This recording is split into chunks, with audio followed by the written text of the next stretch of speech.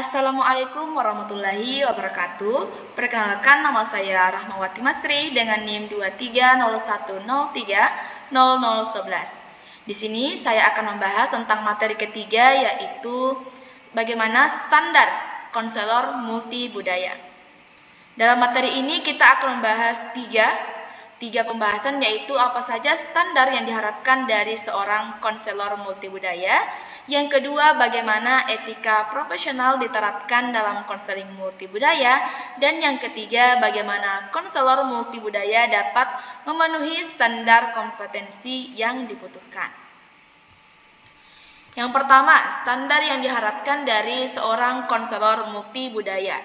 Seorang konselor multibudaya adalah profesional yang memberikan layanan konseling yang peka dan responsif terhadap keragaman budaya klien. Untuk dapat memberikan layanan yang efektif, inklusif, dan adil, konselor multibudaya harus memenuhi beberapa standar utama sebagai berikut. Yang pertama, standar diri, self-awareness. Kesadaran diri merupakan komponen dasar kompetensi multibudaya. Konselor harus memiliki pemahaman yang mendalam mengenai nilai, kepercayaan, bias, dan pengalaman pribadi yang dapat mempengaruhi proses konseling. Yang kedua, pengetahuan tentang keberagaman kebudayaan. Pengetahuan budaya membantu konselor memahami konteks di balik perilaku, masalah, dan dinamika psikologis klien. Yang ketiga, keterampilan konseling sensitif budaya. Selain kesadaran dan pengetahuan, konselor juga memerlukan keterampilan praktik yang memungkinkan terciptanya hubungan konseling yang efektif, seperti tentang kemampuan menyesuaikan gaya komunikasi, memodifikasi teknik intervensi agar lebih sesuai dengan nilai budaya tertentu. Selanjutnya, kompetensi bahasa. Bahasa merupakan alat utama dalam proses konseling.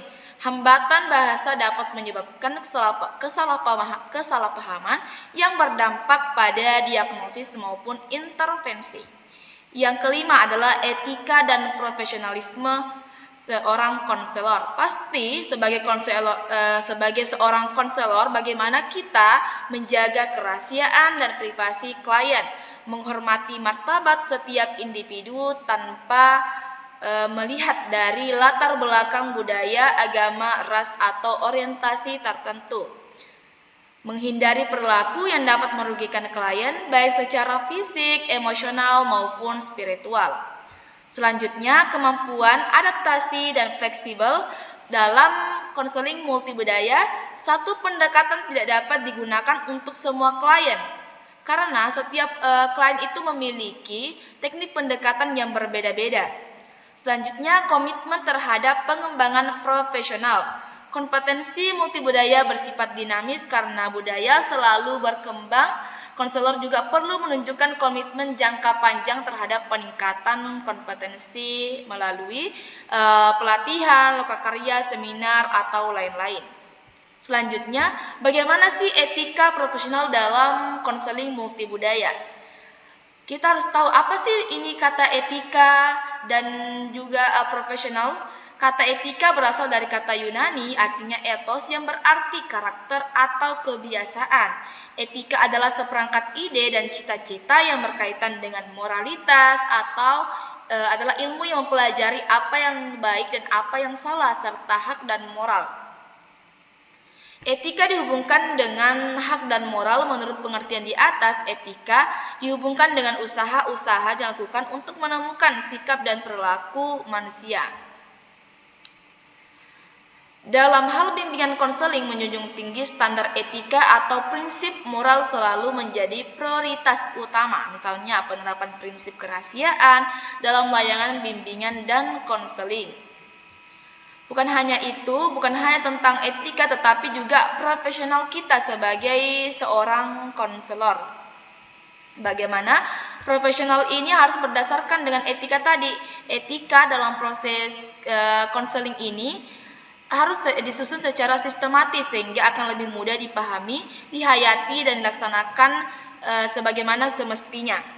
Selanjutnya, menganalisis bagaimana konselor multibudaya dapat memenuhi standar yang diharapkan.